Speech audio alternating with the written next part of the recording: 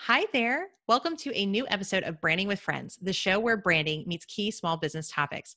Here you'll learn tips straight from the experts on everything from authentic marketing to book writing to social media. We focus on what you can do right now to use these topics and the power of branding to attract your ideal clients. I'm your host, branding expert Annie Franceschi of Greatest Story Creative. I help small business owners tell their story and show their value through clear messaging and consistent branding. I'm also a former Disney storyteller, professional speaker, and the author of the best-selling book, Permission to Try. And today, I'm excited to introduce you to one of my new friends in the business world. If you are curious about whether you should create an online course for your coaching or consulting practice, you are going to totally dig today's episode. My guest today is the amazing and dynamic Melody Johnson.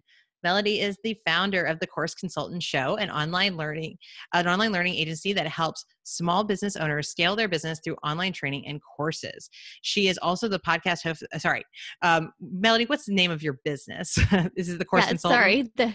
It is the Course Consultant. Well, that's fantastic. So now we mentioned the name of your podcast twice. So Melody's business is the Course Consultant, and she's the podcast host of the Course Consultant Show, where she interviews course creators and talks about small business tips. Melody has a master's degree in instructional design and has spent the last 5 years in education and past 5 years in education and corporate training. After spending time helping large corporations develop training materials, she now has a passion for helping service-based businesses scale with online training and courses. Melody, I'm so glad you're here. Thank you so much for joining us. Yeah, thank you so much for having me, Annie. I'm so excited to be here. Absolutely. Well, I'm so glad that you're going to be here to talk to our audience today about online courses. So this is something I get questions about all the time. I know you're going to be sharing your top 3 tips for service business owners. So what can they do to grow their business right now using online courses? And is that a good fit for them today? So as we're gearing up for this tip, I think a great place for us to start would be to ask you, when do you think is the right time? If you're a coach or consultant, when is the right time in your practice to be creating an online course? Yeah, absolutely. So I find that a lot of the people that I work with are coaches and consultants, as you mentioned. What I find often is the case where coaches are really overbooked on their calendars. They're becoming really fatigued from all of the one-on-one work that they're completing. And maybe they even have a group coaching program or, pre-COVID, they're going to live sessions and training and having seminars, or they're coming up and they're gearing up for a book relaunch or a new book. And so a lot of the times I find that these coaches really have a good base and an audience to launch to a course. That being said, you don't need to have a huge email list of over 10,000 people to launch a course. If you have a solid base to work from and they're actively engaged with you on social media platforms, connecting through networking conferences, etc., these are just great ways for you to see what those pain points are that your customers or clients have. And that way you can solve it through a solution, which I'll be talking about in just a few minutes on today's show. Oh, I'm so glad that you're here. And I know some people are going, oh, yes, yes. And I'll just add from my branding perspective, a lot of people come to me and say, oh, I want to do a course. I want to do this. And I think you've just laid out some great things you want to be looking for, which is you're tired of one-to-one work. You are successful. You do have some of an audience. I think you make a great point that audience doesn't need to be thousands. I don't have thousands of people in my audience right now, more like hundreds. And that's just fine. It's about loyalty of audience and how engaged they are in what you're doing. But, you don't create a course to create an audience, right? You listen to your audience first. So I'm really excited. I think that's a perfect place for us to start. As a reminder on Branding with Friends, if you've never watched an episode, we're going to share 3 tips today, and Melody's going to share 2, and then we're going to save that 3rd tip for the end. So make sure to listen all the way through or watch all the way through to make sure you get all the value you possibly can from Melody, and she's got a special gift for us as well. So that being said, thinking about our audience, what is the first thing you would tell a service business owner that they need to keep in mind for an online course? Yeah, absolutely. So I think a lot of the times I like to think in terms of the learning perspective. So as you, Annie, had kind of mentioned, I have my master's degree in instructional design. So I like to think about learning from this perspective of your brain, right? So when your brain is trying to process information, there's only so much information that you can process at a time, right? So Yes. um, I actually really love to coach people through the process of creating a course, because when you're first starting, the first question that comes into people's mind is, where do I even start? And so I always say, let's start with the most basic question. Who is it that you are serving? And I know it sounds very elementary, but it is actually very fundamental to your success Yes. because of the fact that you need to know not only from a marketing perspective, that's where Annie comes in with her amazing branding, but also from a learning perspective. What's the age range that you're trying to target? What's their previous knowledge about the subject? Also, is there an interest in the subject? What's their pain points about that? And so understanding your audience is really going to be key in creating not only the marketing assets that you need, but of course also the main curriculum and the content that you need to actually import into your course. Right. So, yes. It's like a deceptively simple thing, right? I got to talk about my audience, but I want to talk about my course. Who is it for is the age old question. I feel like it should be written on the cave somewhere, like cavemen, who is your ideal client? Right. It's Yes. it's an age old question, and it's one that I know a lot of my business owners, a lot of people in my audience don't like to answer. It's uncomfortable, and it feels like, oh well, can I serve everyone? Or can I serve a wider audience? And I've been joking as we've done more episodes. This is going to be episode 9, I believe, of Branding with Friends, and it comes up almost every single conversation that you can't serve everyone. You have to pick somebody, but you get some permission with that because when you pick someone, you can thrive. And I think that's what you're saying about an online course, that don't build an online course for everyone. Build it for one type of person. It doesn't have to be like, Jenny, but Jenny is helpful. If Jenny was your favorite client and Jenny had specific pain points, there's so much out in the world. We live in a very saturated world. Lots of people are online now. What is it you're going to offer and how's it going to stand out? And how are you going to build great marketing for it? You're going to have to pick. And that's why I think, it's perfectly aligned with primary ideal client. I always say you have to pick, PIC. So, we're going to rename the show. Instead of Branding with Friends, it's going to be picking a primary ideal client. Yeah. But I love that you share that. So if that is sort of where we start, if we're thinking of creating an online course, okay, who is it for? What are their pain points? What should we do next? Absolutely. So I think not only is this going to tie into the course creation process, but I think this is just a general tip. When we're creating a course, we're creating essentially a digital product. And so what you want to do, just like any product, is actually find out what your unique selling point is. So, for example, you have your competitors out there, and it's okay to have competitors. You don't have to be the next Zuckerberg and come out with Facebook, or you don't have to create something from scratch that nobody has created before. Oftentimes, I find that people are afraid to create a course because they feel that, quote, it's already been done. But the thing is that everyone has a unique selling point. Everyone has that proposition that makes them stand out from another person. For example, I have several different financial coaches that I've created courses for. And I had somebody ask me, aren't you afraid that they're competing in some way? And I said, well, no, because they're actually so much different, because this person's talking about emotions and money, and this person is talking about budgeting. So it's completely different. And so when you're thinking about your unique selling point, you really have to do market research. And so when we're talking about market research, you're going to look online, do a simple Google search. Find out who your competitors are online, see if they have a similar product, and really research to say, what will make my product stand out? What is the solution that I have that will help me stand out from the crowd? And then, of course, there's a lot of other optimization you can do in terms of SEO work, social media strategy, etc. But specifically at the fundamental level, we're looking at trying to find, is it your story that's unique? Is it your experience? Maybe it's your certification, or perhaps it's something else that you have. Perhaps you even have a trademark, or you're thinking about creating a trademark.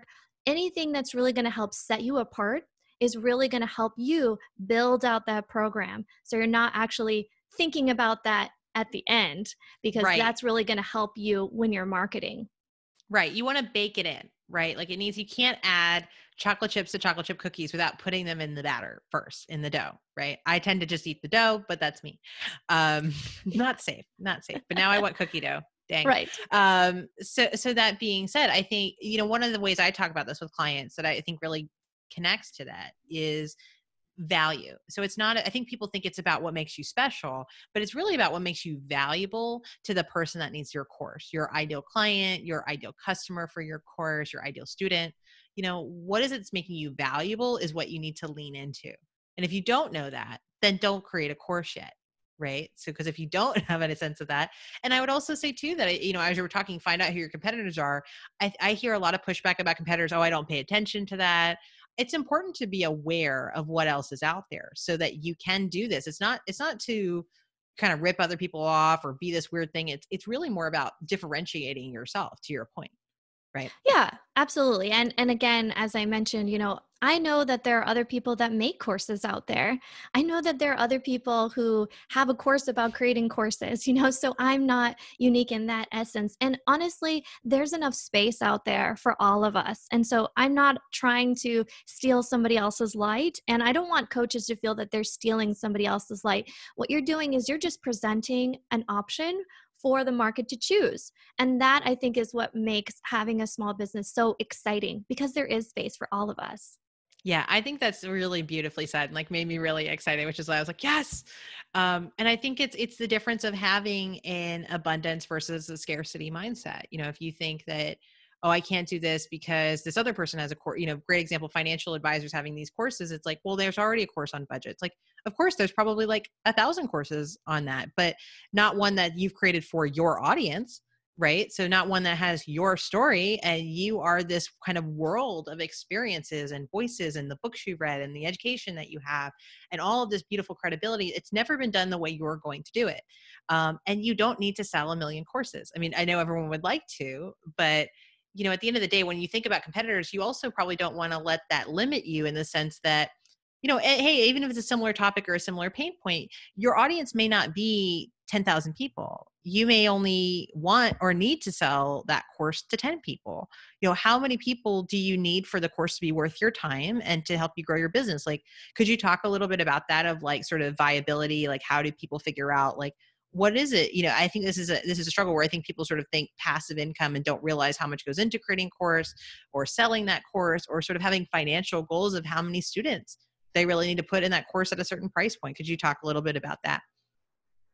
Yeah, so I always like to consider value tiers. And so I have clients, just to give you a reference, I have clients who pay $19 for something, and then I have clients that pay over $30,000 for something. So I have different avatars. And so when it comes to really creating a digital product, you don't have to charge $497 for a course or $997. Okay, so when I think about these smaller priced offers, it's about value, right? So sometimes people just need a small win. And so often what I find is if somebody is asking me the same question about 5 times, I'm Yes. paying attention, right? I'm listening. And Yeah. so I've got my ear to the ground and I'm checking my emails and I'm like, you know what?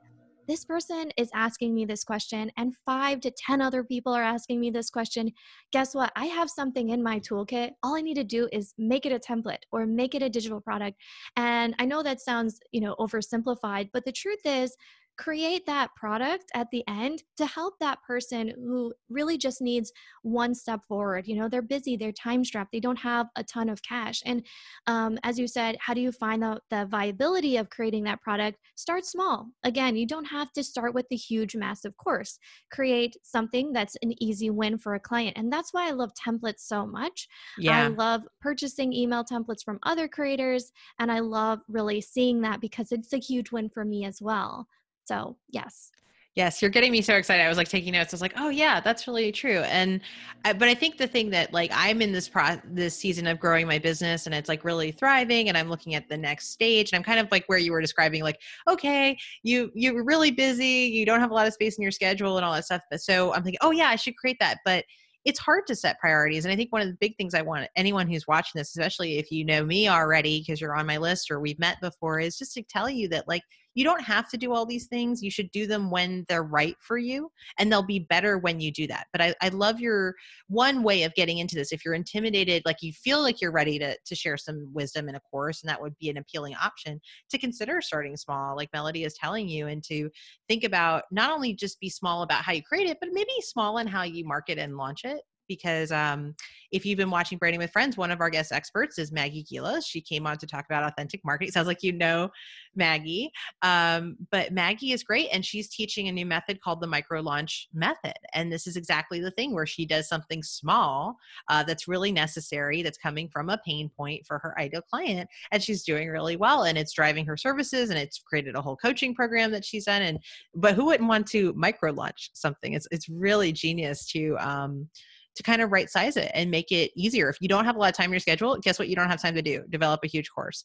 So you can work on a longer term project with Melody, I'm sure, but you could also probably consult with her to figure out how to do this smaller option, right? You and I can talk about that too, as in the context of your branding, but there is lots of opportunity for you to share your expertise. It doesn't have to fit in this one container, and you don't have to have all the courses and all the things overnight. It's not a good use of your time to try to do it all at once. Absolutely. And, just find that small win. I'm a huge believer in outsourcing. And Yeah. so if you don't have a project manager or a virtual assistant, I would say that those two positions for me have been really helpful and pivotal to, Pivotal. We're having yes, quite the words today. Yeah. yes, we are. Pivotal to creating time in your schedule, because what I really love to do, and I've chatted with other people, is to really think about your return on investment. So Yeah. when you're thinking about courses, it's actually very strategic because those can be scaled at size. One-on-one clientele work is great, and it definitely, for me, it still pays the bills.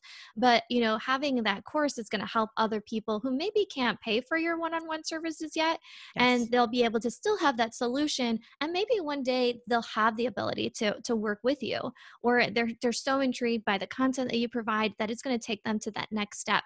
And so there's a lot of opportunities there to even have small offers or workshops or master classes or trainings or webinars as kind of that intermediate solution, or Yeah. that first step for people to take into a larger commitment financially with you as a coach or a consultant. I think that's beautiful. And I think one of the things you're really hitting home for me, and that I've been thinking about a lot, is Kate Gramillion, Kate Rose now, who just got married. She's with Work Well with Kate, and she talks a lot about that you can sort of it's the same solution that you provide at every single level of, what you might call a pricing ladder or a value ladder. But like you said, some people may not be able to be ready for the whole solution, the white glove treatment of you doing the course. So here's this other option that's lower down on the ladder to meet people where they are. But it's the same thing. It's just packaged differently. I can't help you do it, but here's the on-demand training so you can do it yourself, right? These sort of pieces. There's a lot more strategy to that, guys, that I'm sure we'll get into in future Branding with Friends episodes. But I'm so glad that Melody is here talking about all of this. Melody, I know you have something special for Branding with Friends listeners and watchers. So what is it? How can they connect with you? And what is it that you would love to share with them? Yeah, so I actually have a free training and an outline called the Course Creator Starter Outline, and love to share it with your community, Annie. This is actually something that I create and I customize for my one-on-one clients, Yeah. but it's literally the same sheet. So it's a Google Sheet template. There's also a quick training, and so I'm sure I'll share that link over with Annie, and it's a great resource. I find a lot of people just don't know how to get their ideas together, and this is a very simple way to structure your outline, from modules to lessons to activities, you name it. The outline's really going to help you get the skeleton of your course up and running, so the next step would be actually developing your content. Excellent. Well, we will make sure that that is in the show notes. So wherever you're reading this or watching this, it should be right below to be able to grab this from Melody. I'm so glad that you've been here. I think this has been a great conversation. We didn't touch on it too much, but I know that a big thing is also consistency. So I wanted to, before we get to that third tip today, I wanted just to touch on this idea of, when people come to you and want to create a course, that sometimes if they don't have their branding together, that can be a challenge, and that can make it harder to make the course amazing. So could you talk a little bit about why or how you feel like branding affects creating a successful online course?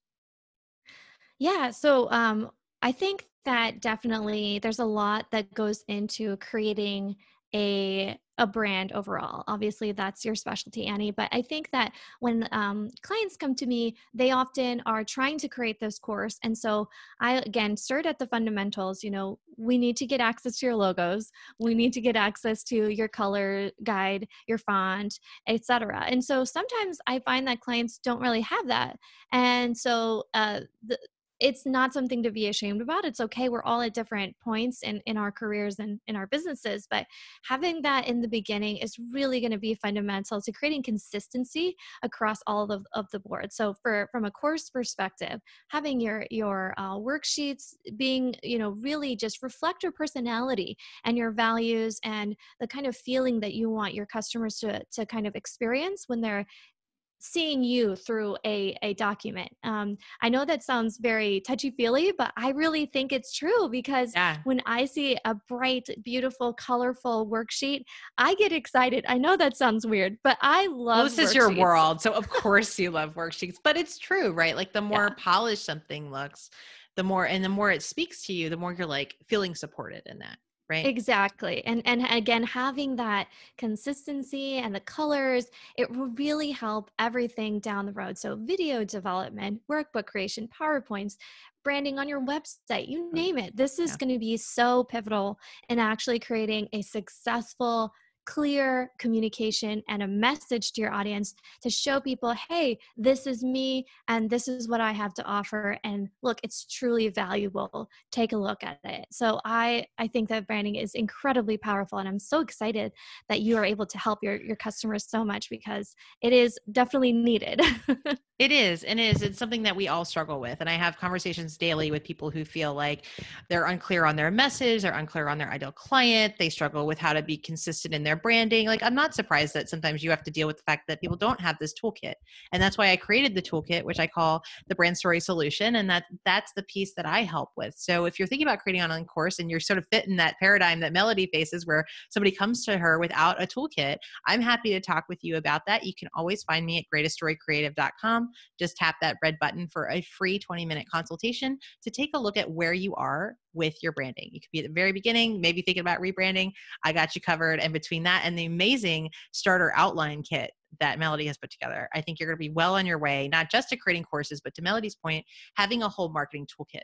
Right. So that not just when you create that first course, but maybe you create a digital product, maybe you create a new service, making sure you have something to draw from to have that consistent professional look so you can confidently go out there and be successful.